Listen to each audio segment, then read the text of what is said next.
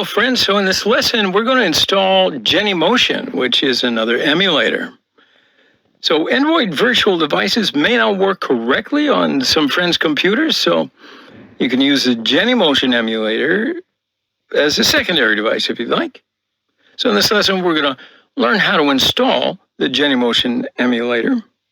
Now if you've successfully created the Android virtual device, you can skip this tutorial, or you can still create and use a Genymotion emulator. Either way, you're going to learn something. So first up, let's open up the web browser of your choice. And I'll just type in download Genymotion in the search bar. I then hit enter on the keyboard and go to the Genymotion site right here. All right? So my friends, if you pay attention here, there are Genymotion's download links for Windows, Mac, and Linux. Now, since, as you might have noticed, my system is Windows 64-bit, well, that's what I'm going to download for my Windows machine, so just make sure that you download what you need for your machine. Also, can you see there are two different options here, without VirtualBox and with VirtualBox? If you have a VirtualBox installed on your computer, you can select the without VirtualBox option from here. Since there is no VirtualBox on my computer, I'm going to choose the with VirtualBox option here, my friends, and maybe that's what you'll do as well. So pressing the button here starts the necessary download process. Now the download may take some time, so therefore I'm just going to stop the screen recording and then pick it up when we get back. Now the download's complete. We will continue from where we left off, my friends. So before proceeding with the installation process, I would like to mention one more thing. If you pay attention, here are some system requirements for using Genymotion. For example, for Windows, you must have a computer with Windows 8, Windows 8.1, or Windows 10 installed. Also, your computer must have a 64-bit operating system. And again, virtualization technology needs to be enabled, my friends. And we'll also need more than 4 gigs of RAM. And you can install Genymotion just by considering these system requirements and just proceed after, or maybe you already know what they are. But in any event, it's always good to know. So I'll click on the arrow icon here and select the Show in Folders option. Yeah, so the file with the extension .exe that we've downloaded is here. So I'll double click on this file with the mouse, and here the operating system will ask, do you allow this app to make changes to your device? It asks a question. I answer with the press of the yes button. All right, so now I'll select the installation language. It's going to have to be English. And here it shows the file path where the files will be saved. So I'll press the next button again, press the next button again, and next again. And finally, I get to the install button to press, and that's what begins the installation process. Now, this might take a little time, so I'll just speed it up from here. All right, so now we get to the VirtualBox installation. All right, so I'll just press the next button, and I'll press the next button again. Press the next button again. So finally, I'll press the yes button from here, and now I can start the installation of VirtualBox just by clicking on the install button. All right, very good. So we've successfully completed the VirtualBox installation. So here I'll press the finish button. All right, so that installs Genymotion. All right. So my friends, let's open the desktop and see if a shortcut for Genymotion has been created. Whoa, look at that. As you can see, a shortcut has been created for Genymotion and for VirtualBox. So let's run Genymotion. I'll press the finish button in the installation wizard.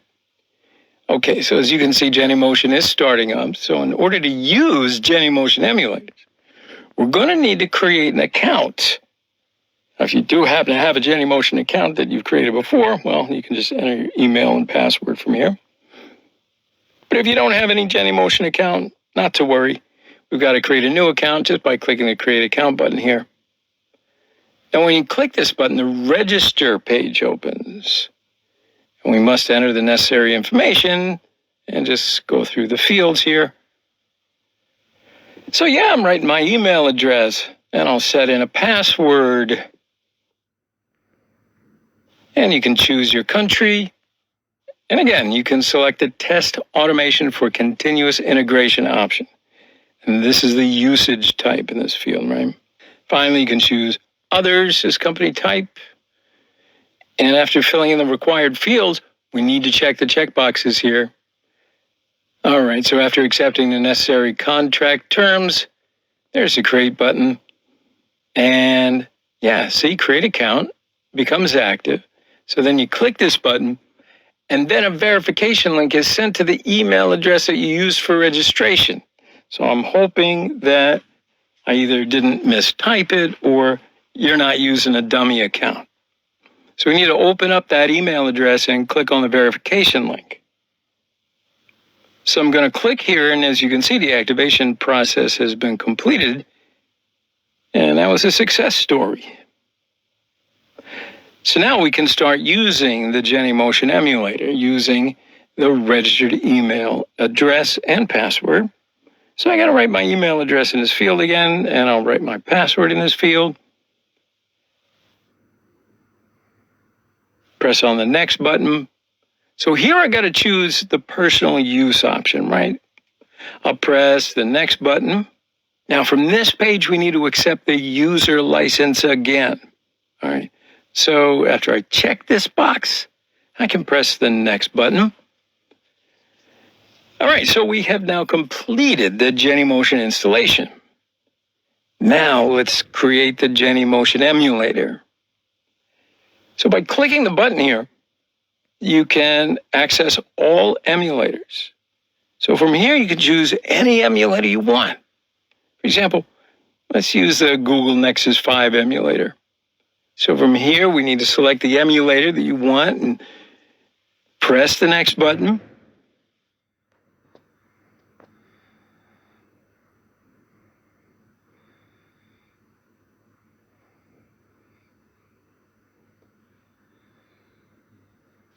Thus, the emulator installation begins.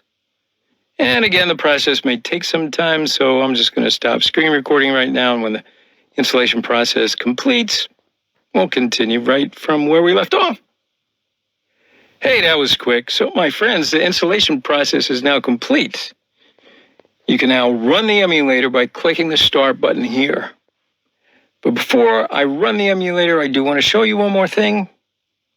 If you click on the three dots here, you can see some options related to the emulator.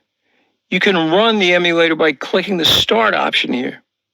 Or you can rearrange the emulator by clicking the Edit option here. So if you click Delete again, you can delete the emulator.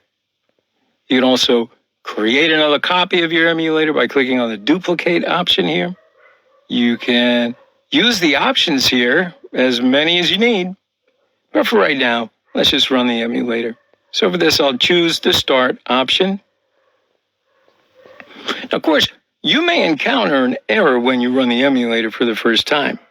So I want to show you this error and a few of the solutions in a little while, all right? But during the start of the emulator, the operating system might give you some different warnings. Just press the Yes button. So here's an error. Now, you may not have encountered this particular one, but usually when we run the emulator for the first time, this error may occur. So to solve this error, we just need to click the link here. As you can see, this page shows the situations that can cause the error and their solutions. Now, as I mentioned earlier, virtualization technology has to be enabled on your computer. Now, if you are sure about this, you can move on and look at some of these other solutions. You can see there are multiple solutions here, so you got to try them thoroughly and use the solution that is most suitable for you. This is not a course on troubleshooting, but I'll give you an example. I've implemented solution number 1, and that made the emulator work. So probably many of you will run the emulator successfully when you follow this solution number 1. So I would also recommend closing and reopening Genymotion after following any of the solutions. So this will take into account any changes that you make. As you can see, my emulator works. Now let's see what we can use this emulator and how to use this emulator in Android Studio. So I want to open Android Studio. And as you can see, as soon as we run the emulator, Android Studio automatically detects it, and the running emulators are listed right here. So from here, you can just choose the emulator that you want to run your project on. All right, my friends, that's how to install and use Genymotion emulator, which you can use instead of or alongside the Android virtual device. So use Android virtual device if you want, or Genymotion emulator if you want. The choice is entirely yours. I generally tend to use Android virtual device throughout the course, just so you know, but whatever. We'll take a short break here. See you in the next lesson.